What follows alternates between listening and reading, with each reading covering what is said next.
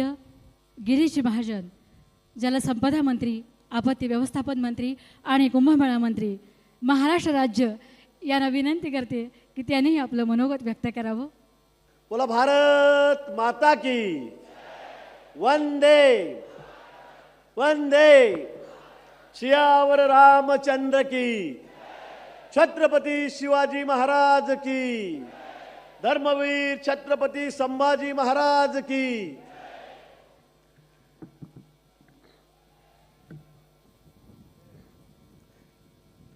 आज गुरुपौर्णिमेचा मुहूर्त, अतिशय या पवित्र अशा दिवशी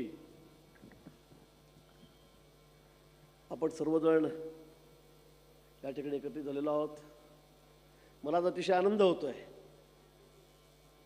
जगद्गुरू श्रीमद रामानंदाचार्य नरेंद्र स्वामीजी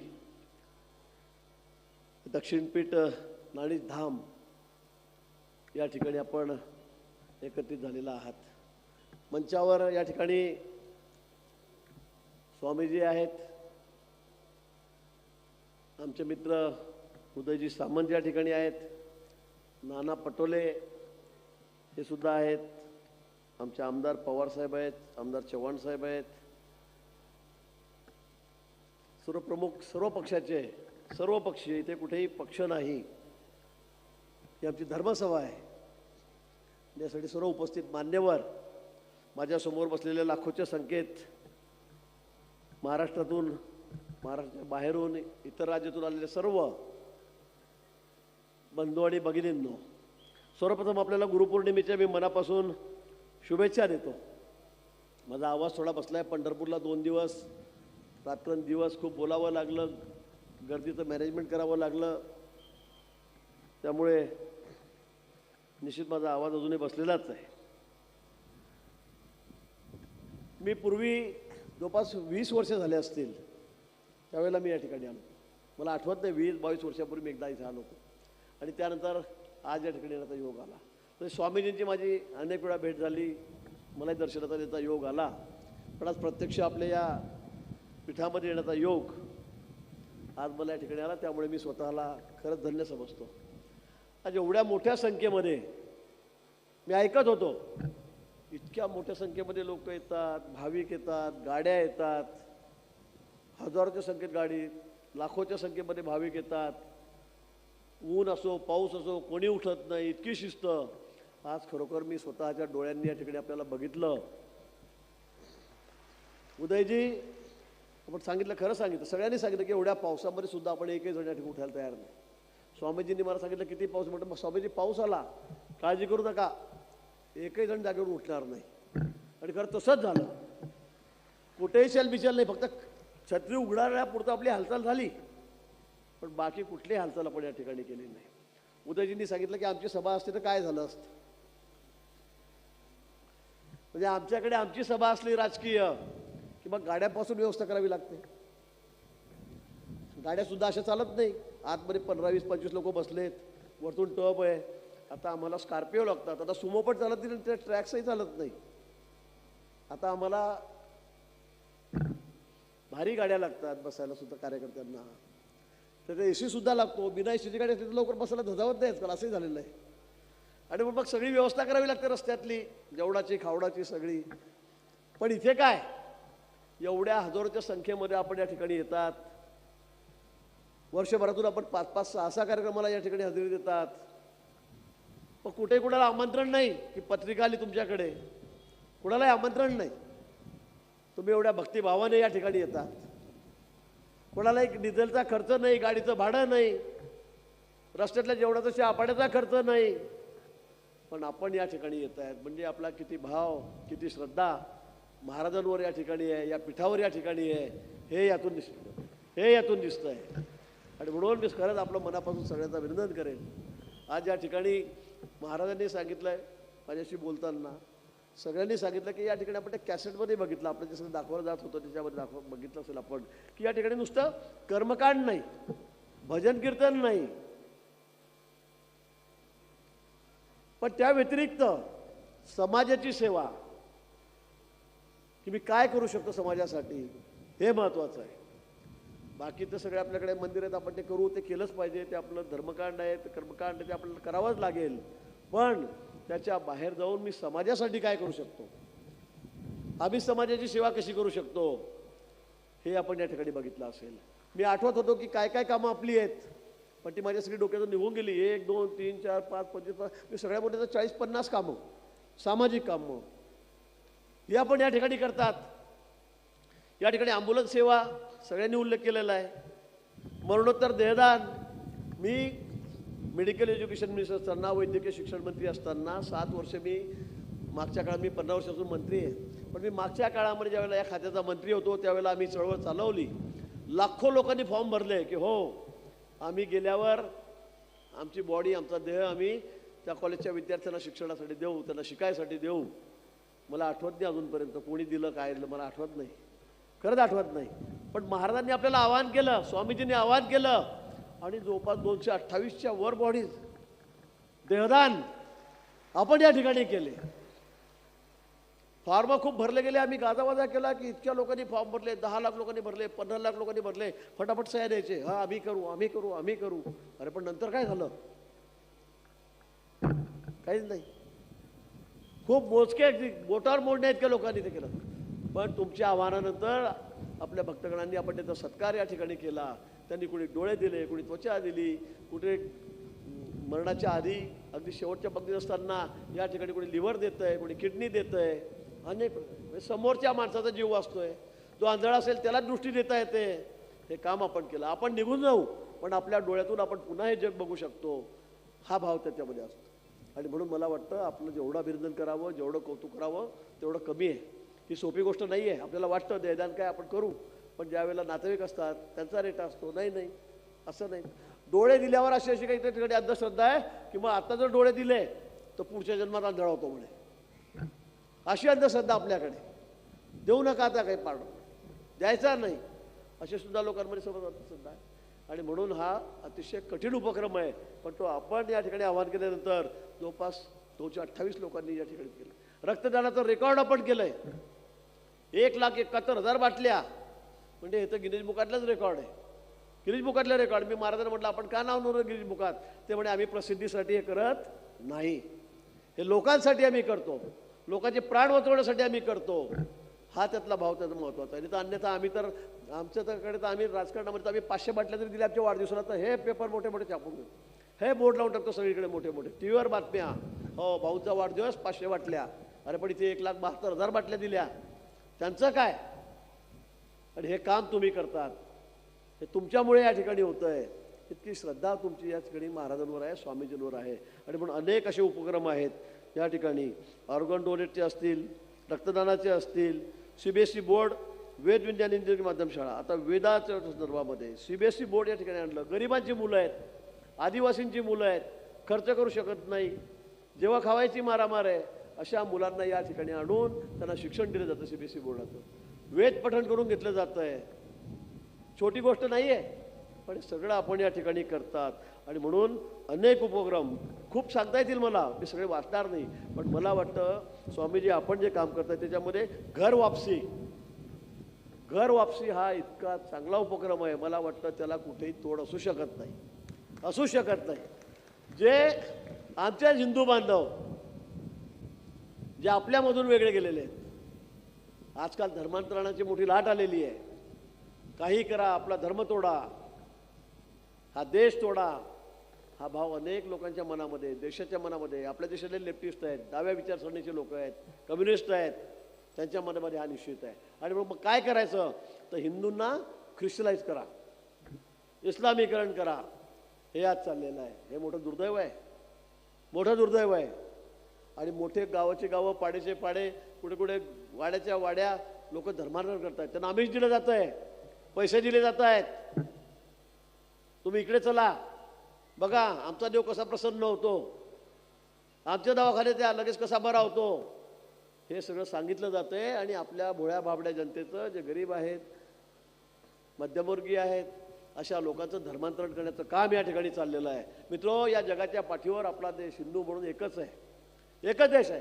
इस्लामिक राष्ट्र शेकड्यामध्ये आहेत, ख्रिश्चन राष्ट्र शेकड्यामध्ये आहेत, पण आपल्यासाठी हिंदूंसाठी फक्त एकच राष्ट्र आहे आणि तो आपला भारत देश आहे, हा हिंदुस्थान आहे.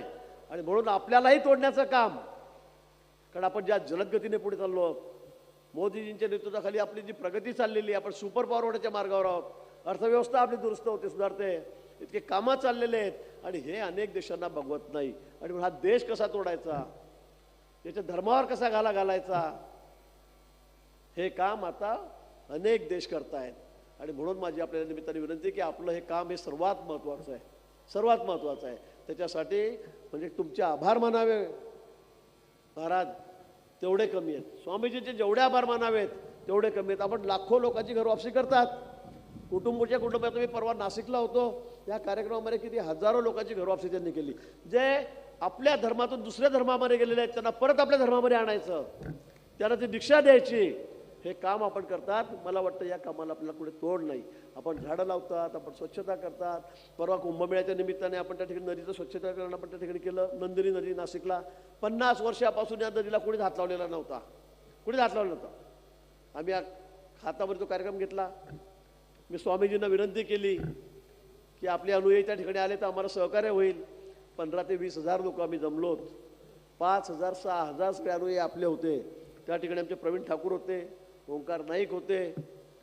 आणि आपण मला खरं सांगायला असे अभिमान वाटतो, आनंद वाटतो, सगळे नाशिककर जमलेत. पण आपले जे 5-6 हजार अनुयायी होते, कारण ऊन इतकं होतं त्या दिवशी, उन्हाचा चटका इतका होता की कोणी दिवसभर थांबू शकत नव्हतं. पण आपले अनुयायी सगळे आपल्या भक्तांनी सकाळपासून तर संध्याकाळी 6 वाजेपर्यंत अंधार पडेपर्यंत नदी अशी स्वच्छ केली की सगळ्या नाशिककरांनी तोंडामध्ये बोट घातलं की असं कसं होऊ शकतं. हे आपण केलं, आपल्या अनुयायांनी त्या ठिकाणी केलं. आणि म्हणून खरंच अनुयायी कसे असावेत, भक्तगण कसे असावेत, याचं जिवंत उदाहरण मी त्या दिवशी या ठिकाणी बघितलेलं आहे. आणि म्हणून कुंभमेळ्यामध्ये सुद्धा आपण त्या ठिकाणी आपल्याशिवाय ते पूर्ण होणार नाही. कारण यावेळेचा कुंभ काही सोपा नाही आहे. उदयजी, मागच्या वेळेला नाना, मागच्या वेळेला 3-3.5 कोटी लोक त्या ठिकाणी, 3-3.5. आणि यावेळेला अंदाज वर्तवला गेला आहे 10 ते 12 कोटीच्या वर भक्तगण, भाविक या कुंभमेळ्यात. म्हणजे गेल्या वेळेपेक्षा 4 पट भक्त जास्त त्या ठिकाणी येतील. आणि जर 12 कोटी लोक त्या ठिकाणी आलेत तर त्याची व्यवस्था कशी करायची, नियोजन कसं करायचं. मी स्वामीजींना सांगितलंय की आपल्याशिवाय हे शक्य नाही. आणि स्वामीजींनी मला शब्द दिला आहे 1 लाखाच्या वर कार्यकर्ते कुंभमेळ्यामध्ये आपल्यासाठी काम करतील, या कुंभमेळ्यासाठी काम करतील. आणि त्यामुळे आम्ही आता निश्चिंत झालेलो आहोत. पोलीस तर करतील, महसूल खात्याचे लोक करतील, महापालिका करेल, पण जे श्रद्धेने आत्मीयतेने काम करणारे त्या ठिकाणी भाविक मिळणार नाहीत, कार्यकर्ते मिळणार नाहीत, स्वयंसेवक मिळणार नाही. तोपर्यंत हा कुंभमेळा अतिशय स्वच्छ, सुंदर, सुरक्षित हा होणार नाही. आणि म्हणून मी पुन्हा आपल्याला या निमित्ताने विनंती करेल की आपण सर्वांना पुन्हा आवाहन करावं. पुढच्या वर्षी याच महिन्यामध्ये जुलै ऑगस्टमध्ये पहिलं स्नान त्या ठिकाणी आहे. पहिलं स्नान सगळी तयारी आपण त्या ठिकाणी करतो आहोत. आपल्याला सगळ्यांना मी या ठिकाणी या निमित्ताने आमंत्रण या ठिकाणी देतो. आज माननीय शिंदे साहेब या ठिकाणी स्वतः त्या ठिकाणी बोललेत. देवेंद्रजींनी आपला मेसेज पाठवलेला आहे, ते बाहेरगावी आहेत, मुंबईत पण नाही आहेत, त्यामुळे त्यांचं येण्याची इच्छा होती. शिंदे साहेबांनी सांगितलं, पण दोघंही या ठिकाणी येऊ शकले नाहीत. पुढच्या वेळी निश्चित देवेंद्रजी या ठिकाणी येतील, शिंदे साहेब या ठिकाणी आपली व्यवस्थापन या ठिकाणी करूया. कारण आपली श्रद्धा तुमच्यावर आहे. तुम्ही ज्या निष्प्रभपणे काम करतात, ज्या पद्धतीने जनतेची सेवा करतात, समाजाची सेवा करतात, त्या ठिकाणी निश्चित सगळ्यांनी या ठिकाणी आलं पाहिजे. आणि या ठिकाणी पवार साहेबांनी जो प्रस्ताव या ठिकाणी मांडला हाही अतिशय महत्त्वाचा आहे. सर्व पक्ष एकमत झालं. नाही तर आम्ही दोघांनी हो म्हटलं असतं, उदयजी आम्ही नानांनी लगेच तिकडे विधानसभेत, कारण आमचा पक्ष वेगवेगळा आहे ना, ते काँग्रेसवाले, आम्ही भाजप सेनेवाले आहोत, त्यामुळे निश्चित त्यांनी विरोध केला असता. पण हा विषय असा आहे, नानांनी सांगितलं आम्ही सगळे एकत्र आहोत. आता विरोधी पक्ष आणि सत्ताधारी एकत्र झाले की मग काय चिंता आहे.